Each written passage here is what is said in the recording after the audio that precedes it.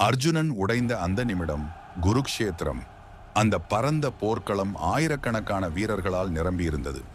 யானைகள், குதிரைகள், ரதங்கள், ஆயுதங்களின் ஒலி அனைத்தும் ஒன்றாக கலந்து ஒரு அதிர்ச்சியான சூழலை உருவாக்கியது.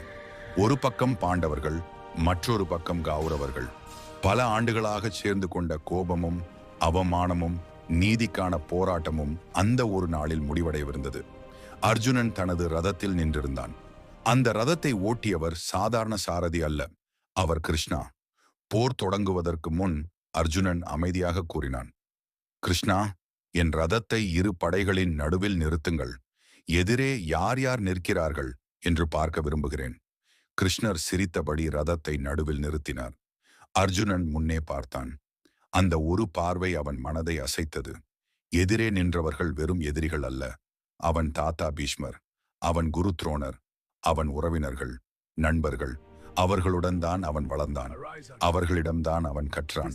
அவர்களுடன் தான் அவன் சிரித்தான். இப்போது அவர்கள் மீதே அம்பு எய்ய வேண்டுமா? அர்ஜுனனின் கைகள் நடுங்கின. அவன் இதயம் கனிந்தது. கிருஷ்ணா என்றான் அவன், இந்த போரால் என்ன கிடைக்கும்? நாம் வென்றாலும் என்ன பயன்? நம்முடைய சொந்த மனிதர்களை இழந்த பிறகு அந்த ராஜ்யம் எதற்காக? அவன் கையில் இருந்த காந்தீபம் தரையில் விழுந்தது. நான் இந்த போரில் கலந்து கொள்ள முடியாது. இவர்களை நான் கொல்ல முடியாது. அந்த நிமிடம் அர்ஜுனன் ஒரு வீரன் அல்ல, ஒரு சாதாரண மனிதன். பாசம், கருணை, குழப்பம் அனைத்தும் அவன் உள்ளத்தில் போராடின. அப்பொழுது கிருஷ்ணர் அமைதியாக பேசத் தொடங்கினார். அர்ஜுனா, நீ வருந்துவது யாருக்காக?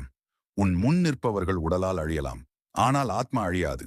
இந்த போர் உன் சொந்த கோபத்திற்காக அல்ல, இது தர்மத்தை நிலைநிறுத்துவதற்காக. அர்ஜுனன் அமைதியாக கேட்டான்.